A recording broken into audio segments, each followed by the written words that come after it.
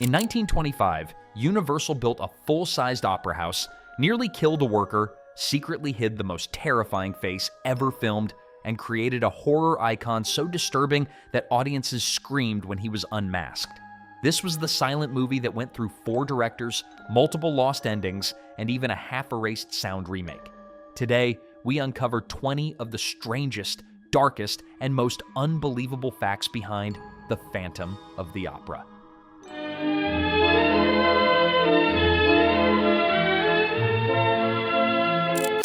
Fact 1. Lon Chaney's makeup actually cut into his face. Lon Chaney did not simply wear the Phantom's face, he built it directly onto his own flesh. Refusing studio makeup artists, Chaney locked himself in his dressing room and engineered the disguise in total secrecy. He fitted a tight skull cap to flatten his head, blackened his eye sockets with grease paint to create a hollow death stare, and inserted rotting false teeth to give his mouth the look of a decaying corpse. But the most brutal element came from inside his own nose.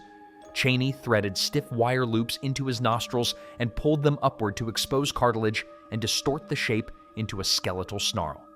The result was not just grotesque, it was physically destructive. The wires tore into his skin, often breaking it open during long shooting days. Crew members later recalled seeing blood streaked across the inside of his makeup appliances. And yet, Chaney refused to remove or soften any part of the design. No painkillers, no adjustments, no safety concessions. He believed true horror had to be suffered into existence. When audiences finally saw the Phantom unmasked, they weren't just reacting to makeup, they were reacting to actual bodily punishment transformed into a nightmare. Fact 2. Universal hid the Phantom's face from the public. Universal Studios understood one thing immediately. Once the Phantom's face was revealed, it could never be hidden again. So they treated Lon Chaney's makeup like classified material. No publicity stills were allowed to show the unmasked Phantom. Journalists were forbidden to describe the full details. Even exhibitors were warned not to spoil the reveal. The studio wanted audiences to encounter the Phantom's true face without preparation, unprotected. And it worked. When the film premiered, reports spread of shrieks echoing through theater aisles during the unmasking scene. Some newspapers claimed viewers fainted. Whether those stories were true or skillfully planted by Universal's marketing department hardly mattered. The legend stuck. In some cities, theaters allegedly kept smelling salts behind the concession stands just in case. By suppressing the image, Universal didn't just protect a reveal, they manufactured a myth. And by the time the Phantom removed his mask on screen, the audience was already primed for trauma. Fact 3. The unmasking became cinema's first true jump scare. Before the Phantom of the Opera, horror in film crept slowly. Shadows stretched, tension simmered, fear was built carefully over minutes. But Chaney's unmasking shattered that tradition in a single violent instant. Christine pulls the mask away, and suddenly the screen is filled with death itself. No buildup, no musical cue to soften the impact. Just a skull-like face slamming into the audience without warning. Film historians now point to this moment as one of the earliest pure jump scares in cinematic history. It weaponized surprise. It transformed fear from something that grew into something that exploded. Audiences didn't just feel dread, they were physically startled. The reaction was instinctive and uncontrollable. Nearly every modern horror film owes a debt to this single, silent moment. In 1925, without sound, without digital effects, without even color in most prints, the Phantom of the Opera taught cinema how to make people jolt in their seats. Fact 4. The original cut was nearly 4 hours long and is lost. When director Rupert Julian wrapped production, what he delivered to Universal was not a standard feature film. It was a massive, unwieldy monster, a nearly 4-hour assembly cut made from roughly 350,000 feet of film. The pacing was slow, the tone uneven, and the structure almost operatic in its length. Universal executives were horrified. They immediately ordered the film slashed down to a commercially viable runtime. Entire subplots vanished overnight. Character arcs were erased. Transitional scenes were thrown out without documentation. That original 4-hour version, the first true incarnation of the Phantom of the Opera, is now completely lost. No vault copy, no studio negative, no private collector print. What survives today is only the skeleton of that larger vision, stitched together from shortened releases and later revisions. The longest, most complete Phantom ever filmed disappeared almost as completely as the character himself. Fact 5. An early preview was booed off the screen. Universal's panic didn't end with editing. After the first massive round of cuts, the studio tested a drastically altered version of the film in San Francisco in early 1925. New footage had been added. Lighter scenes, romantic inserts, even moments of forced humor meant to soften the film's darkness. The result was catastrophic. Audience members reportedly began booing while the movie was still playing. Some viewers laughed at moments meant to terrify. Others grew restless and irritated by the strange tonal shifts. Universal pulled the film from exhibition immediately. The version that had just been screened was scrapped almost entirely. New scenes were ordered, entire sequences were discarded. For a film that was supposed to be a prestige horror spectacle, its public debut had nearly destroyed it. What audiences see today is not the version that first faced a live crowd. It's the product of a studio panic, a movie rebuilt from rejection. Fact 6. The movie had at least 3 unofficial directors. Although Rupert Julian's name appears in the credits, The Phantom of the Opera was not guided by a single director. As production dragged on, tensions between Julian and the studio escalated. He clashed with executives, fought over creative control, and struggled to manage the massive scale of the sets and crowds of extras. At multiple points, Julian is believed to have walked off or been temporarily removed from production altogether. To keep the film alive, Universal quietly brought in replacements. Edward Sedgwick, best known for comedies, directed entire sequences that later caused tonal chaos in early cuts. Ernst Lemmel, Carl Lemmel's son, also stepped in to supervise reshoots. And according to several production accounts, Lon Chaney himself directed portions of his own performance when no one else could manage the scenes to his satisfaction. The final film is not the vision of a single auteur. It is a stitched-together creation born from behind-the-scenes turmoil and creative infighting hidden beneath the opera house roof. Fact 7. The ending was rewritten multiple times. The Phantom's death was never meant to be a violent spectacle, at least not at first. Early scripts followed Gaston Leroux's more tragic interpretation, where Eric dies quietly, exhausted and broken, after learning that Christine will never truly love him. In one early version, Christine even gives him a wedding ring as a final token of pity. He dies alone, off the public stage. But preview audiences rejected that quiet sorrow. Universal executives believed American crowds wanted punishment, not poetry. So the ending was rewritten again and again, until the Phantom's downfall became a brutal public execution. The mob chase through Paris, the beating, the final drowning near the Seine were inventions of the studio, not the novel. The Phantom didn't just die. He was erased violently, transformed from tragic monster into spectacle. And that brutal ending is the one that ultimately became cinematic law. Fact 8. Universal built a 5-story opera house inside a studio. For The Phantom of the Opera, Universal didn't fake grandeur, they constructed it. Stage 28 was built specifically for the film, reinforced with steel beams and concrete foundations to support massive structures and hundreds of extras. The opera house interior rose 5 stories tall, complete with balconies, staircases, private boxes, and chandelier rigging. At over 50,000 square feet, it became one of the largest indoor film sets ever constructed at the time.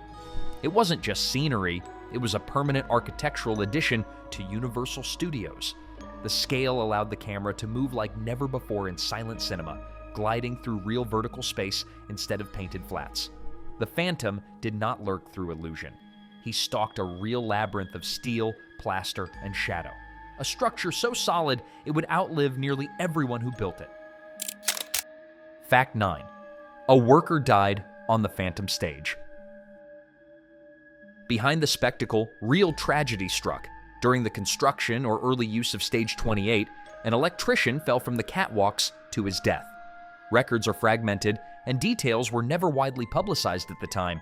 but the accident became part of the stage's quiet legacy. No on-set memorial, no public acknowledgement. The show went on. Over time, the story fused with the eerie reputation of the production. As decades passed, the tale of the fallen worker became inseparable from the ghost stories that followed. Some claimed footsteps echoed through the rafters long after crews had left. Others said lights flickered without power. Whether superstition or coincidence, one truth remains. A man truly died inside the Phantom's Opera House long before the cameras ever stopped rolling. Fact 10. The Phantom set survived for nearly 90 years. Unlike most movie sets, Stage 28 was never dismantled after filming ended. Universal simply sealed it off and reused it over and over again. The same balconies, columns, and staircases appeared silently in hundreds of later films and television shows, often without audiences realizing they were walking through the Phantom's lair. For nearly 9 decades, actors filmed love stories, comedies, science fiction, and horror atop the same bones where Chaney once stalked his victims. Few sets in Hollywood history were used so long without being significantly altered. When Stage 28 was finally demolished in 2014 due to safety concerns, pieces of the original Phantom set were placed in storage like archaeological relics. The Opera House was gone, but its shadow still lingered inside Universal's walls. Fact 11. Stage 28 became one of Hollywood's most haunted sets. After the electrician's fatal fall, strange stories began to circulate almost immediately. Crew members who worked late on Stage 28 reported seeing lights flicker when the power was cut, hearing footsteps on the upper catwalks when no one was working, and watching doors slowly open on their own. Over the decades, the legends only grew darker. Some claimed to glimpse the shadow of a caped figure moving along the upper balconies, long after Chaney was gone. Universal never officially acknowledged any hauntings, but tour guides quietly repeated the stories in hushed tones for years. Some said the ghost was the fallen electrician, forever returning to the place where he died. Others insisted it was Lon Chaney himself, still stalking the Opera House in death, as he once did in life. Whether superstition, imagination, or coincidence, Stage 28's reputation as a haunted space followed it until the day it was finally torn down. Fact 12. The chandelier crash was based on a real-life death. The most famous moment in The Phantom of the Opera, the massive chandelier plunging into the audience, was not pure fiction. In 1896, a real counterweight from the chandelier at the Paris Opera House broke loose and crashed into the crowd below, killing a concierge named Madame Chaumette and injuring several others. Gaston Leroux incorporated the incident into his novel, and Universal transformed it into cinematic catastrophe. For the film, the entire chandelier was built to fall in a controlled drop, crashing through the Opera House set with terrifying realism. What had once been a horrifying historical accident was now magnified into a moment of pure cinematic destruction. The scene seared itself into movie history and into the collective memory of horror cinema as one of the first great large-scale disaster moments ever filmed. Fact 13. The cinematographer disobeyed the director to create the film's most haunting image. Director Rupert Julian originally wanted the screen to plunge into total darkness the second the chandelier fell. A blackout meant to conceal the impact and heighten suspense through sound alone. But cinematographer Charles Van Enger refused. Instead, he bathed the aftermath in a ghostly low light so audiences could clearly see the shattered wreckage and the bodies trapped beneath it.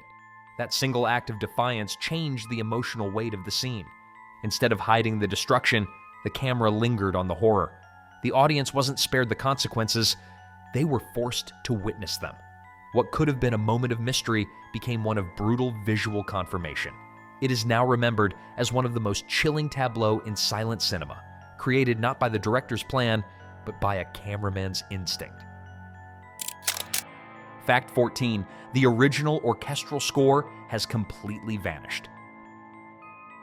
When The Phantom of the Opera premiered in 1925, it was promoted as a luxury roadshow attraction accompanied by a massive orchestral score composed by Joseph Carl Breil, with thematic material from Gounod's Faust. Some theaters boasted orchestras of 60 musicians or more. Music thundered live beneath the Phantom's footsteps. But that original score has not survived. No full conductor's copy is known to exist. What audiences hear today in modern restorations, whether on Blu-ray or in revival screenings, are reconstructed or newly composed scores. The actual music that once shook the walls during the film's original release has vanished into silence. Its notes lost to time, just like so much of the Phantom himself. Fact 15. The film was resurrected as a talkie after Chaney was gone. When sound films exploded in popularity at the end of the 1920s, Universal realized their silent masterpiece risked becoming obsolete. But Lon Chaney was now under exclusive contract at MGM and would soon be mortally ill. Universal could not bring him back. Instead, they reissued The Phantom of the Opera in 1929 as a part-talking version. Entire scenes were reshot with new actors delivering dialogue to replace silent intertitles. Music and sound effects were synchronized. Chaney's performance was left untouched, trapped in silence, while sound echoed around him. Tragically, large portions of this version were later destroyed. Today, only fragments of the talking Phantom survive. A ghost of a ghost, preserved in isolated reels and broken audio. A perfect reflection of the Phantom's own fate. Fact 16. The leading opera diva was literally replaced between versions. In the original 1925 release, the temperamental diva Carlotta was played by Virginia Pearson. But when Universal modified the film for later reissues, especially the 1929 sound version, they replaced her entirely with a younger performer, Mary Fabian. Rather than reshoot the entire storyline, the studio performed an odd narrative sleight of hand. Mary Fabian now appeared as a new Carlotta, while Virginia Pearson was retroactively rebranded on screen as Carlotta's mother. As a result, different surviving prints of the film contain completely different actresses playing the same character, sometimes within the same modern restoration. Two Carlottas now exist inside one movie, stitched together across time. It is one of the strangest continuity fractures in early film history, created not by artistic choice, but by the chaos of Hollywood's transition from silence to sound. Fact 17. No complete version of the film actually exists. Despite nearly a century of preservation efforts, The Phantom of the Opera still does not exist in a single, definitive form.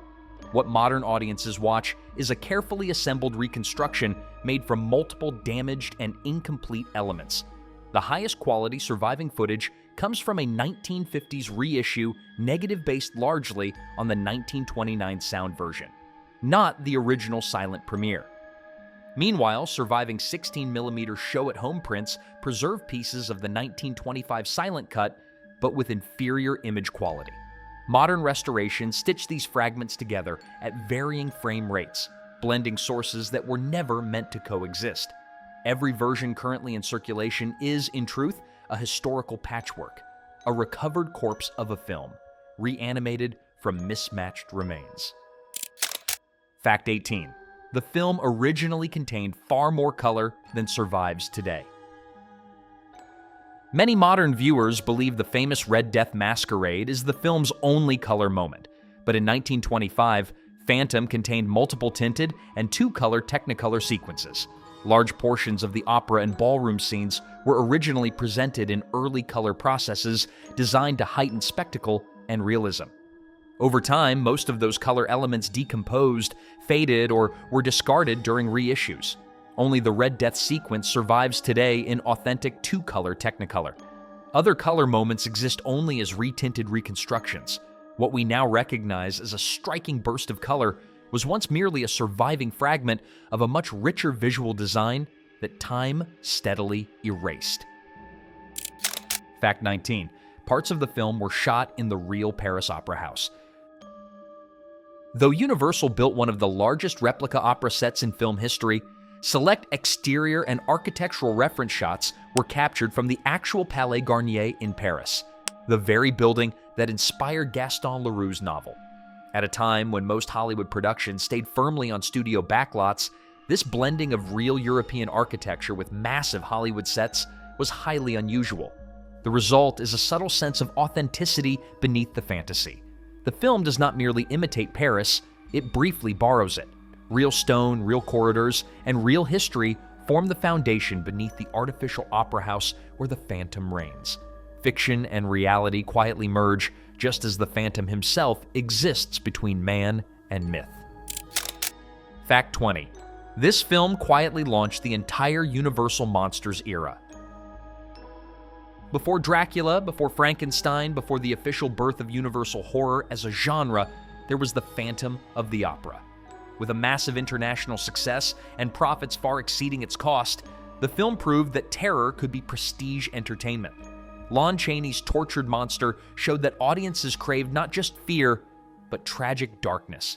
Studio executives took notice. Just a few years later, Universal committed fully to horror as a flagship identity.